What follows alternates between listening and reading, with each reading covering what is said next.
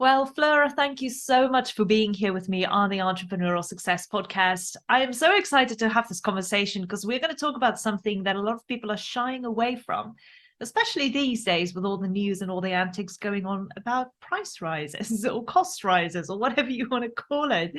However, before we get started, why don't I hand over to you so you can quickly introduce yourself and tell us a little bit about what you do? Thanks, Henriette. It's a pleasure to be here. So, for anyone who's listening, my name is Fleur Iannazzo, and I'm a money coach. And I do this through my website and one-on-one coaching. And my website is WTF Money, which really does stand for what you think it stands for. But I can't swear on a on website domain names. They don't let me register it. So it's WTF Money.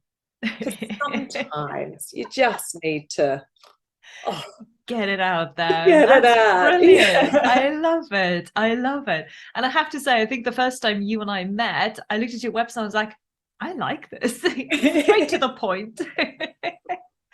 So, Fleur, tell me a little bit about your story, because obviously WTF Money didn't just start overnight. How did that kind of evolve, and what was the thing that kind of brought you on to start your own business? Well, I've been working in banking for over 15 years, and being in that kind of environment amongst really financially literate people, earning a hell of a lot of money, I realized that um, just having a lot of money or a high income or having the financial literacy didn't necessarily make you good with money. And I got really curious about why is that? Why can we learn all the things in a textbook and still really struggle when it comes to managing our own money? And that led me down to behavioral finance, but also the role of emotions and learning that, in fact, a lot of what we learn as the right way to think about money is actually not the right way to think about money. And we've got to have a look at our emotional drivers, why we behave the way that we do. Uh, so I started money coaching to bridge that gap between like what we know about behavior and what I know about money and finance, because it's so important. It's so important, and you even see the most successful financiers getting caught up in problematic investments.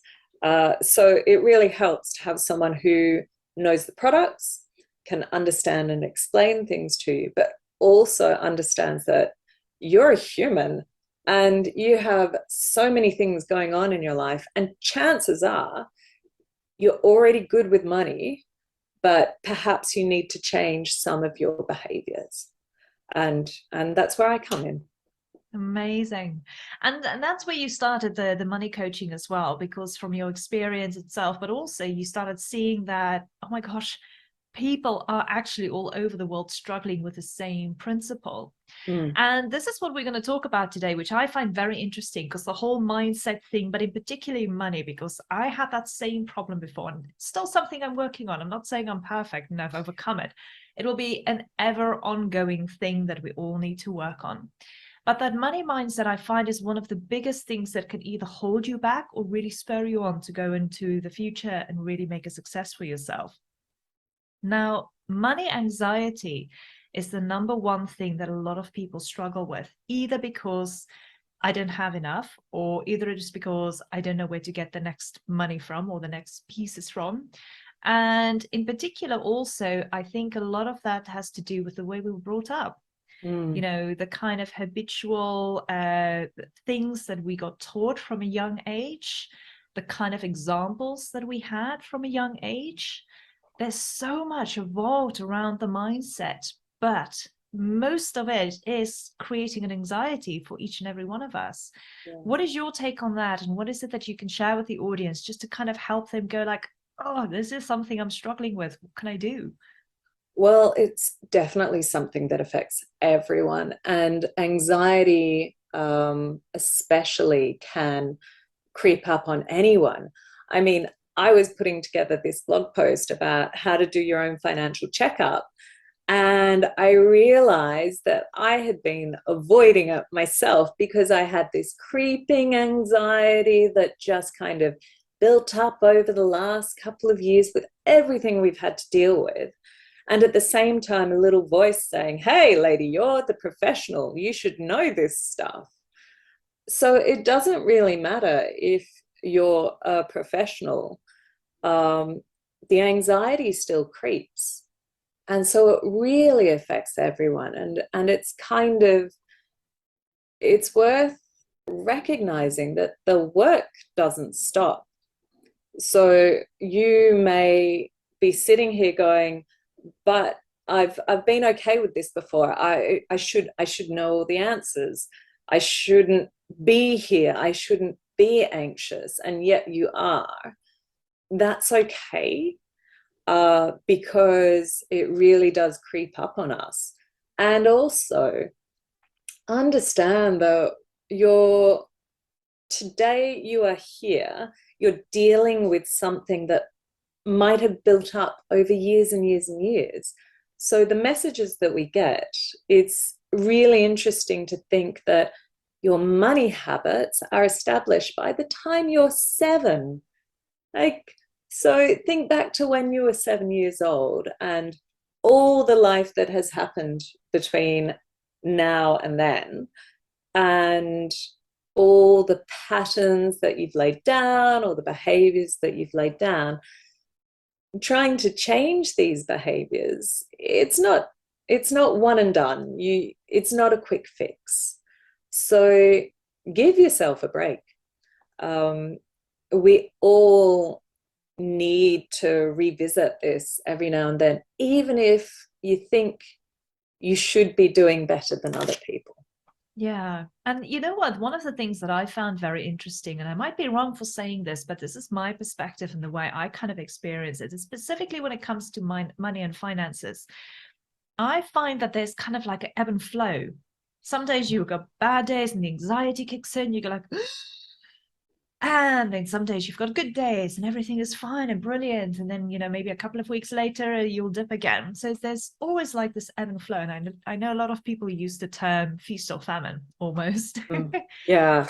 But I think the biggest lesson I particularly had to learn was when I do hit that dip and the anxiety creeps in and I feel my chest is getting all tight and everything, which is a horrible feeling for all of us. But when I reach that point, I go, whoa, this is not the right sensation. This is not the right place to be at. And as most of my audience will know, I do a lot of meditation. I do a lot of mindset work, law of attraction, all of those kind of things. So for me in particular, it was a big lesson to learn in that particular case from, I do not want to be in this place. I need to go to a higher place to raise my vibrations, so that I do not have to sit in this zone of anxiety all the time. And that is something that I learned, which has now helped, whereby if I do reach that dip, I'm in there quick and I'm back out again, where most people would tend to stay there and it would start bubbling up and it would start getting worse and worse. So from your experience, what kind of tips can you give somebody to kind of help them just get out of that dip, that anxiety that they're experiencing? Yeah, and I get it so often as well. And it happens if you're an entrepreneur or even a salaried worker. So these dips happen, or these increases in anxiety happen. I try doing 2 things. One is just going, okay, this comes in cycles, this will pass. So if you know it's something cyclical for you, you can just go, hang on, this will pass. I know I'm not my anxiety. It's not going to last forever. So there's one way of looking at it, but I like to reframe anxiety. So all those feelings that you get, like sweaty palms, heart palpitations, or not palpitations, but your heart kind of gets a bit faster. these are also things that happen to your body when you're excited about something, when you're about to learn something new. So you can try to reframe it and say, hang on, this is my body preparing me to learn something new. This is my body telling me to wake up and pay attention. Okay, so what do I need to pay attention to? And if that is having a look at your finances, or if that is refocusing on what you're working on, then you can kind of reframe that anxiety and go, okay, my body's waking me up. I'm getting ready to learn something new. Thank you, body. Let's go. And this is a trick that I learned from Kimberly Wilson on a great podcast called Made of Stronger Stuff. It's on BBC Sounds, so I'm sorry, diverting somewhere else, but it's a great resource. And if you want to learn more about fear and anxiety, they have a great podcast on the amygdala and how that works as well. So that's the scientific bent of it, which I like to work with. Yeah. And that is so interesting, because the science behind everything, as soon as you understand that concept, you don't fear so much of what is happening internally. It starts kind of making sense. So you go to, oh, this is just part of how my body reacts. Reframe it exactly like you say. And then when you look at it from another perspective and you say, okay, what is it that my body is telling me? Let's focus on this then and see what is it that I need to start working on or looking at. And then you'll find that actually the answers are right there in front of you all the time. So that's very interesting. But this kind of leads also now to the second thing that I want to ask you, which has been in the news quite fairly this last couple of weeks or months, so to speak. And this is with all the price increases, with what's happening in the world. And I hear this all the time. I mean, I've had numerous conversations with people and they go, oh my goodness, these price increases, it's horrible. How are we going to live? How are we going to make ends meet? But I think a lot of it has to come back down again to us concentrating on what it is that we can handle, what we have control of. We can't control the external environment. We can't control what is happening out there, but we can control what is happening here with us right here at this very moment in time. And this comes back to how we need to manage our mindset around these increases. So from your perspective, what would you like to share about it? And what are the tips that you can give the audience now in order to just go, it's okay, you will make it? It doesn't help that all of this news is everywhere, whether it's food cost increases, energy cost increases, interest rates going up, etc., etc. It just self-perpetuates in the media, and you see these massive big numbers because these are the numbers that are interesting. They get clicks, they sell newspapers. And it's so easy to look at those numbers and go, oh my God, that is coming for me. That increase is coming for me. And it's really important to actually go, hang on, is it really? Is that my cost of living increase, or is my cost of living something a little bit different?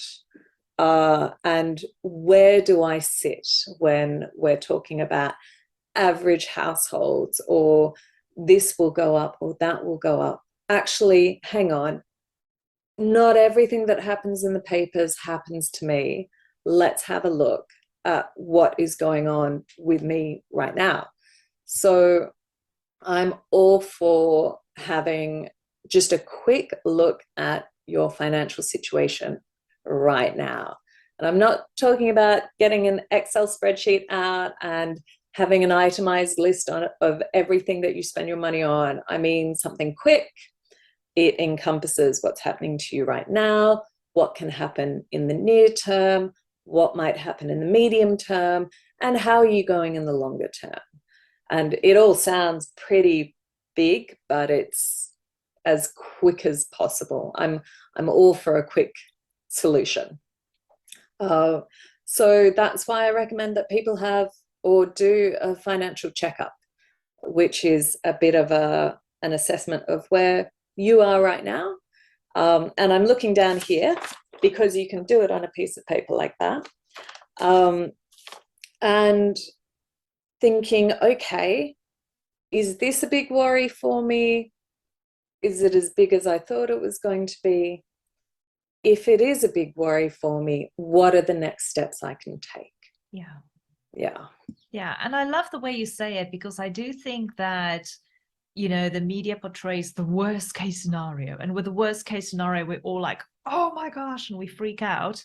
Anxiety creeps in again. But it's true what you're saying is look at the average, look at in what category you fall in as a household, as an individual, so to speak. And then kind of just do a quick oversight, a quick checkup based on your financial stability and your financial income and what it is that you're seeing now, midterm, long term. And that kind of will give you also a little bit of a sense of, oh gosh, it's not that bad. You know, Not that bad. I can Yeah. see where I'm going with this.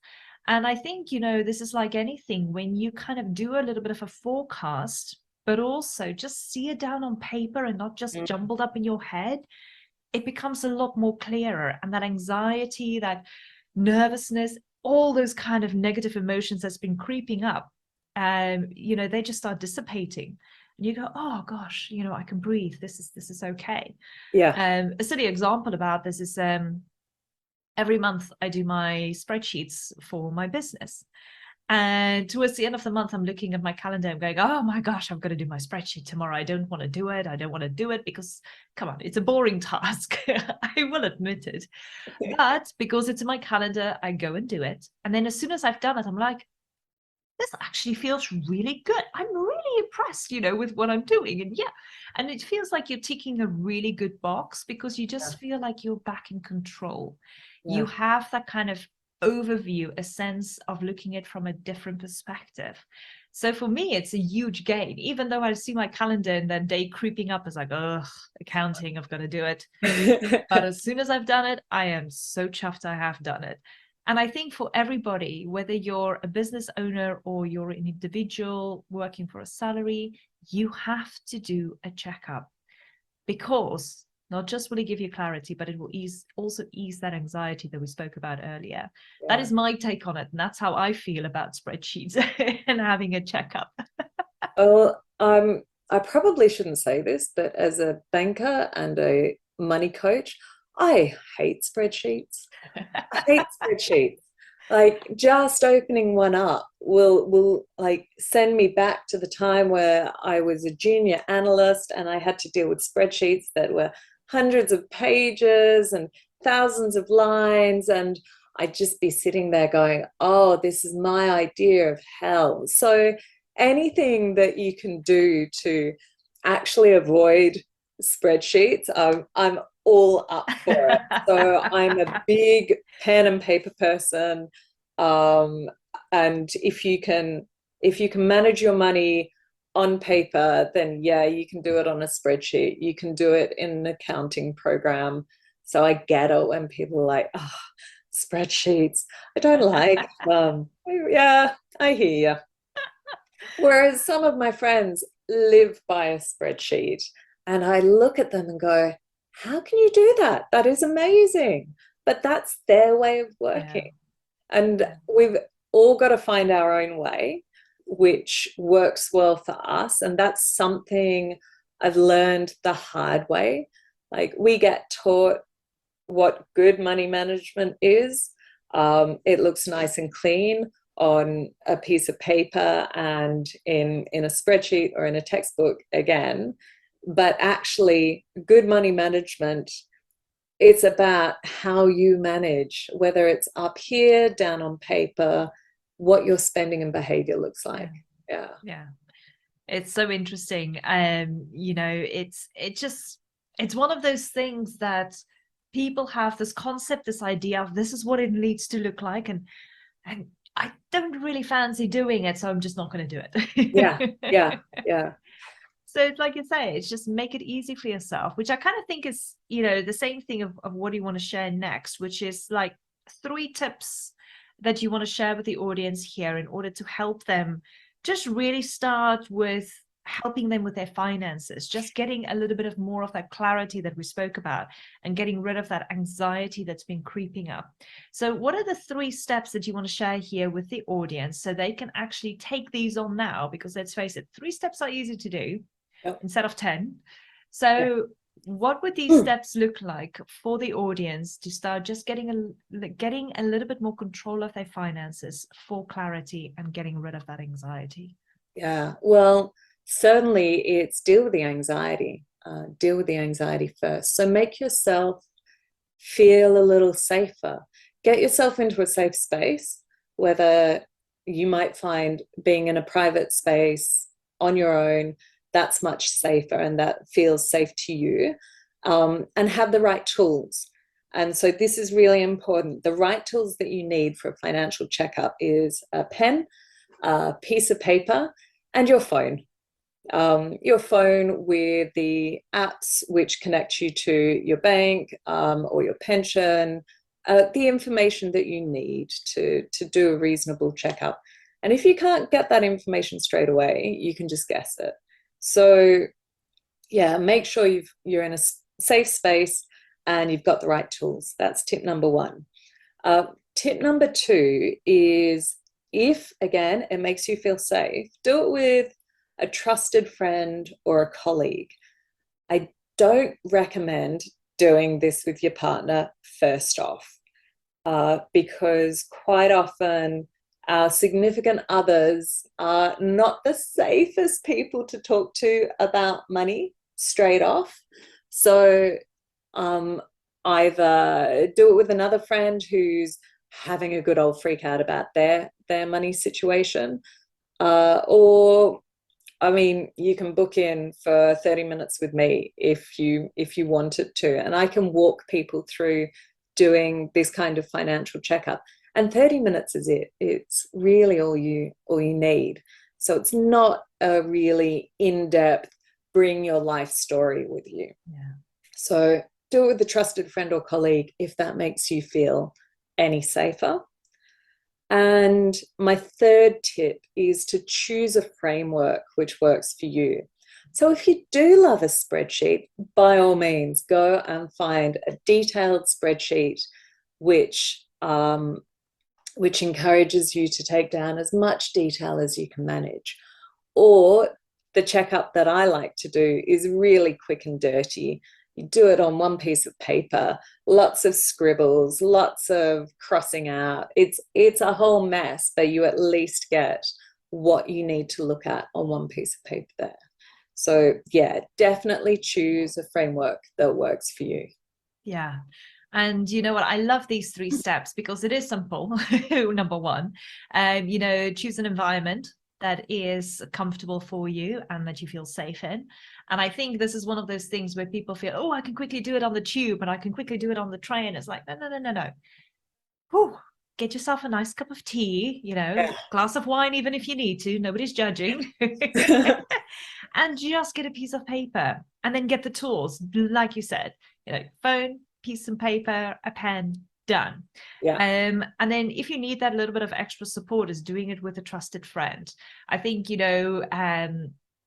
most people's like, well, I don't want to do it with a friend because that means I've got to share numbers with a friend. It's like, you don't have to share.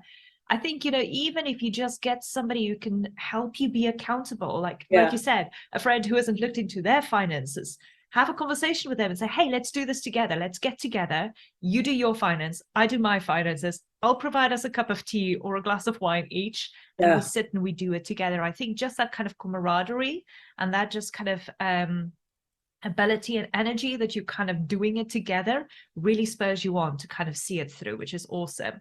And worst case, if you really need an expert help, get an advisor or get somebody like yourself in order to help them and take them through these steps. Yeah.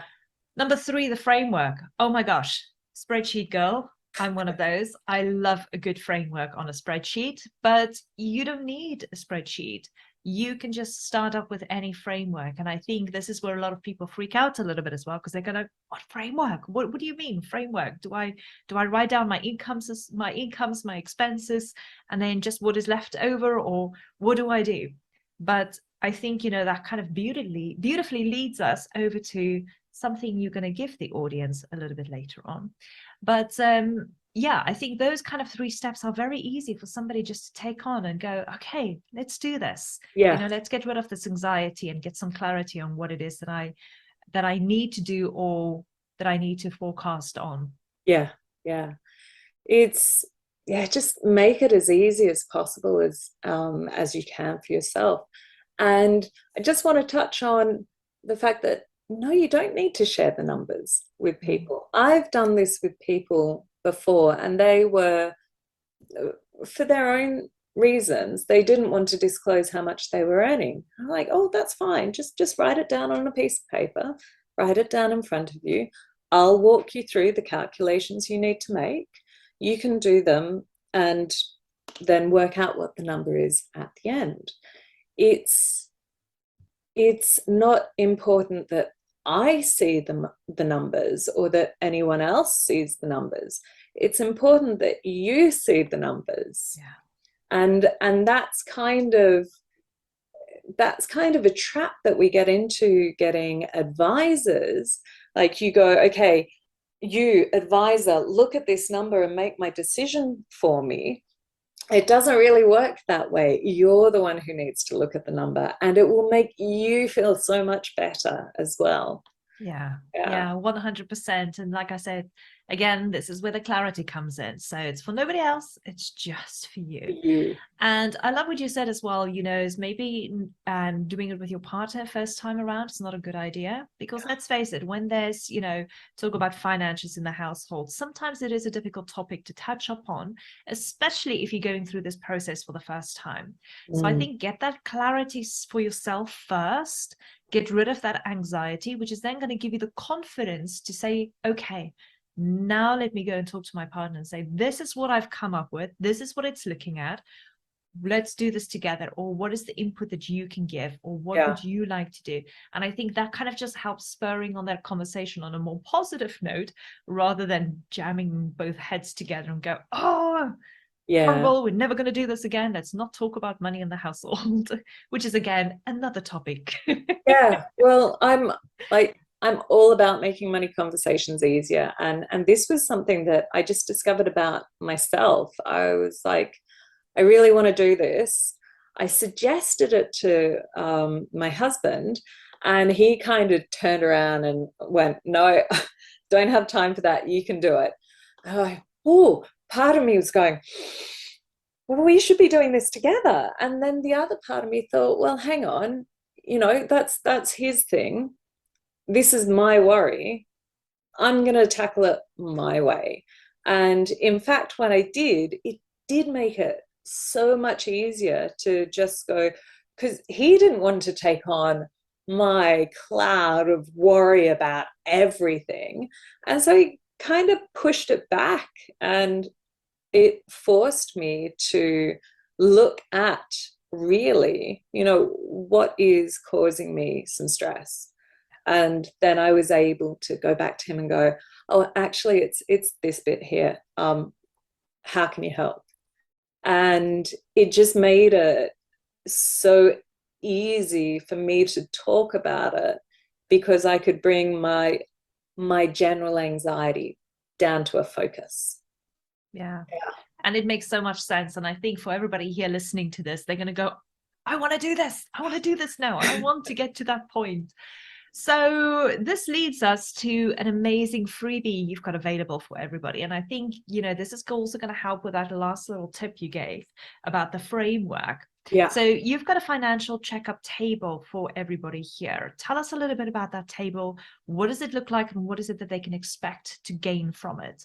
So it's a really simple table, which gets you to sit down and think about all the income and assets that you have. And it doesn't have to be, hugely detailed. Just think about it. Think about, and this is the important bit, expenses and liabilities that you might have. And I walk you through, okay, if you don't know what a liability is, don't worry. I give you little hints, like things like car repairs, home repairs, travel. There are all these arguments about, oh, what's an expense? What's a liability? What's consumption? What's this? Basically, it's what's coming in the money and what's going out and what are you spending it on. Doesn't really matter how you define it. And then you, of course, look at the result. You look at what's coming in, what's going out, and is that positive? Happy days. Is that negative? It was for me. And it gives you a chance to then sit down and go, okay, so what do I think about this now? What do I need to do? And what you might find is that actually you're sorted for the long term, you're pretty okay for the medium term. Right now, you're doing fine, but it's, or next year, I'm not quite sure what next year is going to look like. And you can get it down on paper, or you might be going, okay, next year's fine, medium term's fine, but right now, I think I really need to get moving on some things. And it just gives a bit of clarity. So I bring this into just very straightforward language that you should be able to read. I have the table, and then I have another table that is blank, so you can fill in your own stuff. But if you don't have a printer or anything like that, you can literally do it on a trusty piece of paper like that. This is all you need. And your phone, not only is that your calculator, but it's also your access to most of your information. If you can't find what you need to find on your phone, you just put a placeholder on the table on your piece of paper, and you can choose to come back to that later if you want to. Like, it's fine just to have a placeholder, but if it's something that's going to worry you, then you come back to it later.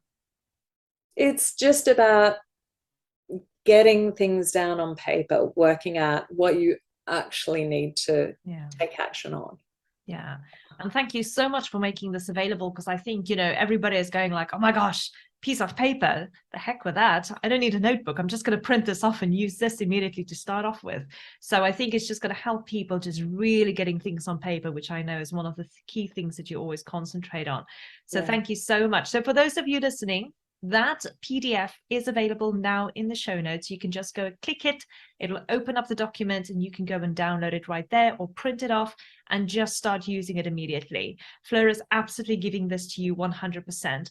Now, if you want to have a conversation with Fleur, you are more than welcome to go and book in a 30-minute chat with her. She is thrilled to bits to speak to people. So by all means, if you want to book in a chat with her, her details and her email address will be in the show notes. You can also go and connect with her on Instagram, LinkedIn, Twitter, and obviously her website. Yes. So you have no excuse not to get in contact with Fleur. But Fleur, oh my gosh, this has been absolutely so valuable. And I just loved having this conversation with you. And I think it's come at the perfect time for everyone. So thank you again for the time, spending it here with me and having an amazing conversation. I'm sure everybody really gained a lot from you today. Oh, thank you, Henriette. It's been an absolute pleasure. And I love talking about money. So yeah, anytime when someone wants to have a conversation about money with me, just let me know. Absolutely. So again, for those of you listening, go download the PDF, go and have some fun with it. If you need a little bit more help, go and chat with Fleur. She is right there on the other side waiting for you. Again, thank you so much, Fleur. Have a lovely day and we'll be in touch fairly soon again. Thanks.